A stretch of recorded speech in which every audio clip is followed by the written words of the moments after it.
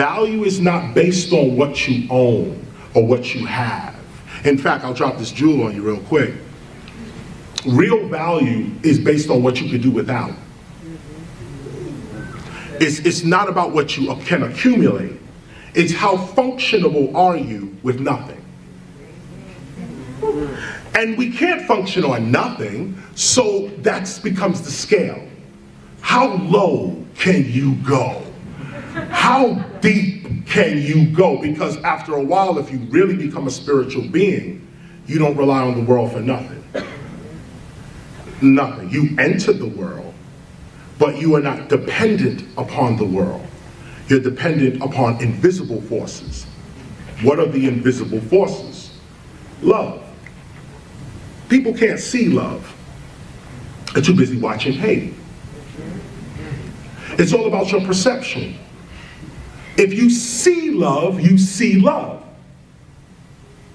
I'll say it again.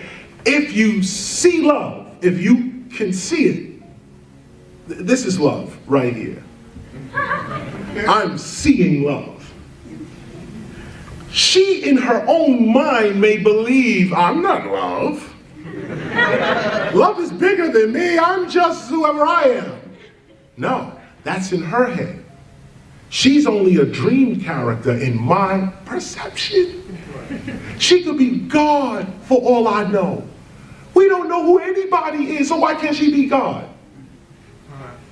We don't know where God is, when God is, how God is, so why she can't be God? This woman right here, I choose with my perception to see her as God. This is an ancient African technique. God was never outside of your perception. God was never outside of what you thought. That's why Western man came and said, there is no God, they're just making it up. Right. But God is the greatest human invention in human history. And the reason being, the reason Africans created God is so that humanity in its infinity would never run out of something to rise to. This is why God exists. If you don't have God, you don't rise. There is nothing human about technology. Sorry. Nothing human about it. And this is what I want to say in terms of your spirit. What can you see? This is God to me. And I respect her and will treat her just like that. That's my perception of her. Now she can do something to break that perception. She could do something to enhance it. What if she knew that I thought she was God? There'd be something in her that would try to live up to the image that I see of her. There'd be something in her that when she approached me, she would at least have to either deny God or become. This is how as a community we treated each other. If there is no God, then we are not family. The only way we can be brothers or sisters is if we have the same parent. Think. We cannot call ourselves brothers or sisters if we don't have the same mother or father. When God is the eternal mother, we become all brothers and sisters.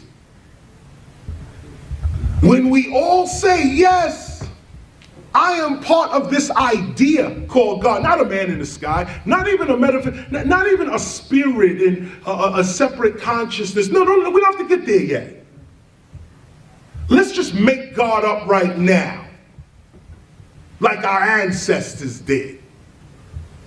Nobody told them what God was. What God was your dead father.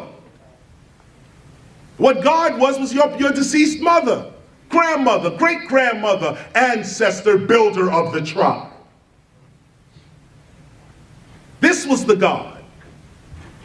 And when we got rid of the God, we stopped worshiping that God and started worshiping their God, we lost our spiritual power. If you have order, you don't break laws. Gravity is an order. You don't break that law. Breathing is an order. There's an exercise where, we could say this, Rockstar energy drink. Wow, I just put that in history. See how quick history come up right there. Rockstar energy drink.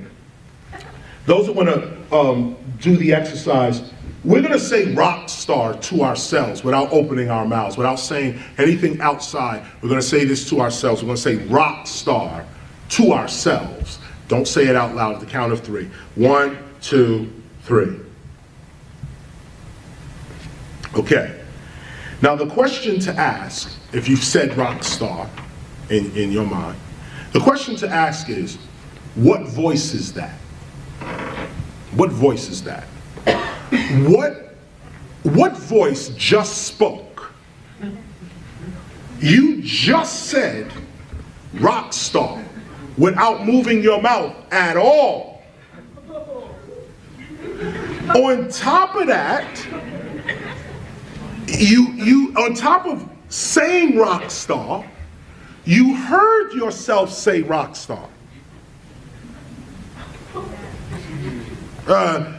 How can you hear yourself say rock star and no vibration of sound has happened?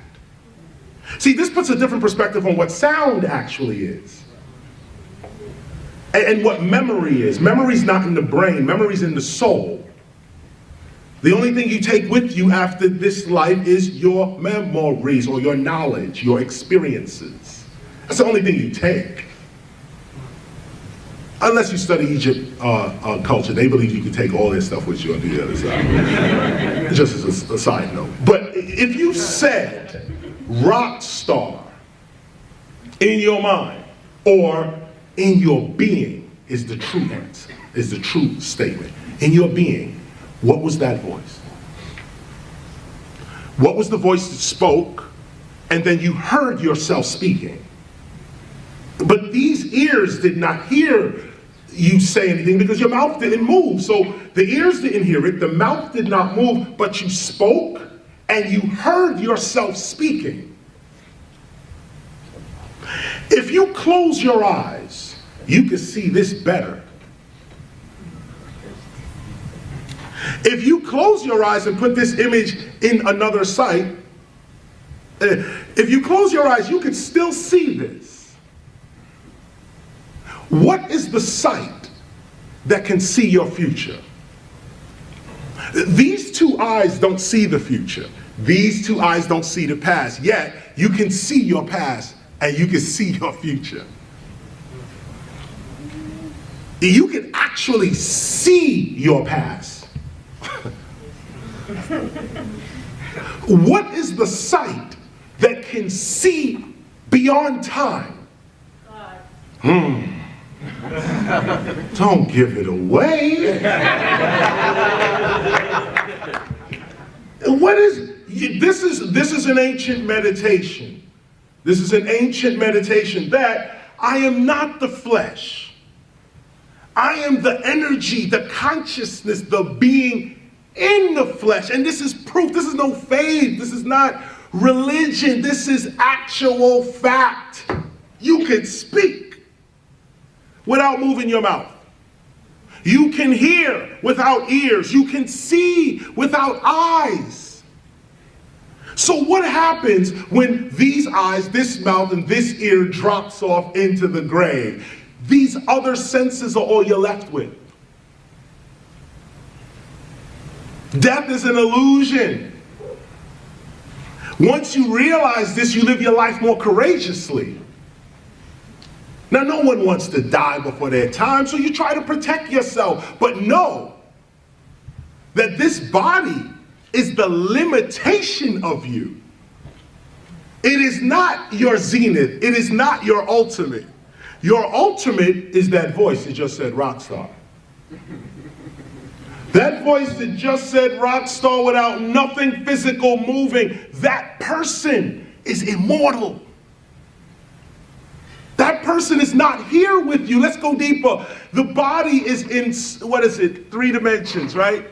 Forward, back, right, left, up, down, and time.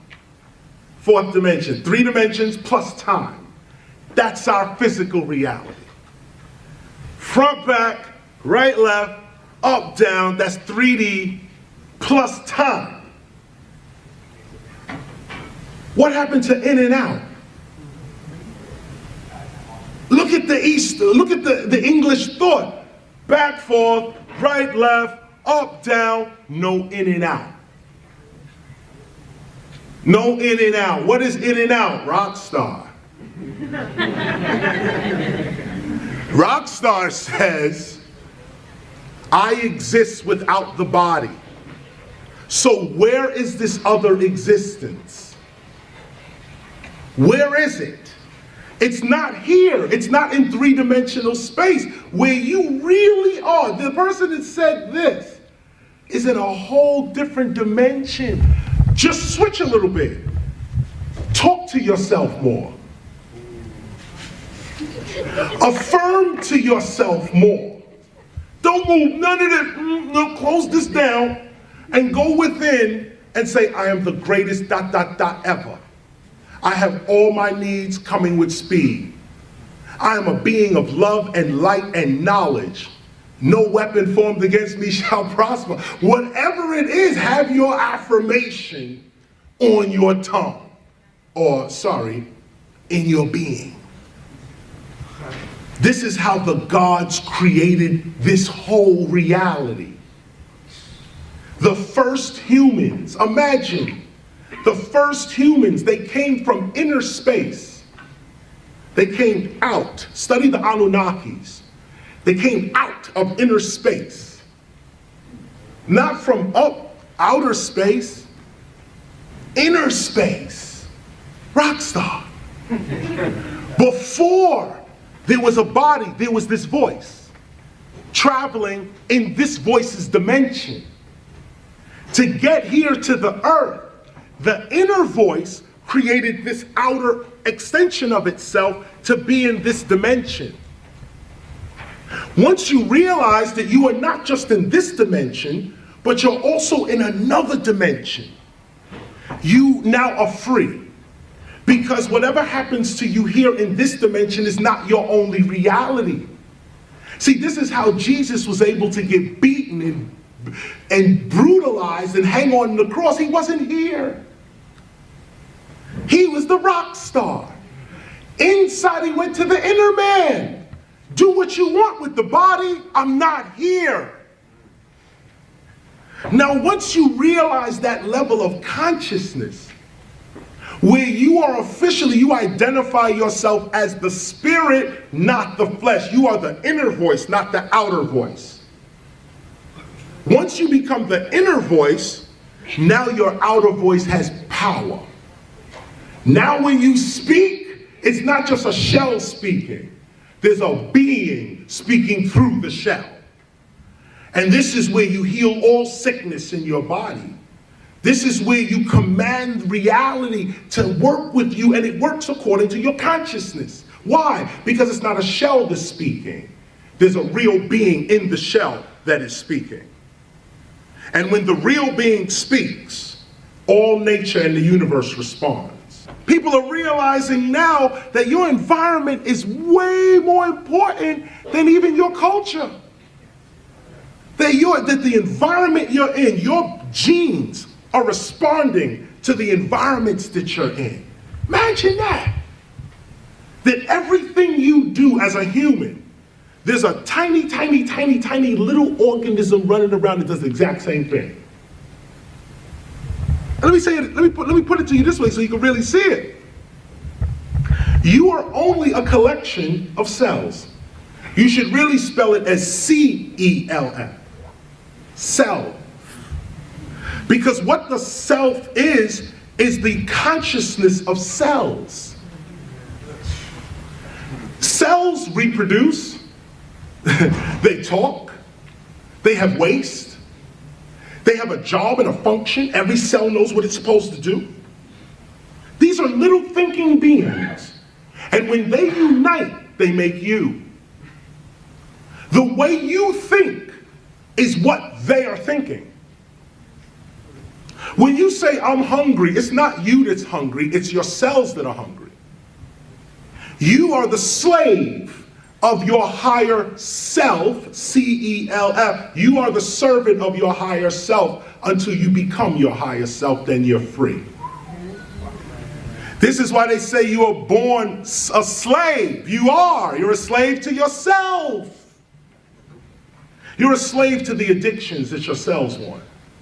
You're a slave to the made-up realities of your language. You're a slave to your fears and this kind of thing. Once you realize that I am the eternal, immortal being that speaks without this body, has existence without time and space, once you really know that, you start moving like that, and then reality starts playing with you. You start reading things right in the nick of time. Some message comes to you right off the wall. Nobody else see it. You're the only one to see it. Why? Because your perception is such. This is how you get over. This is how you get past. This is how you compete. Never compete is how you compete.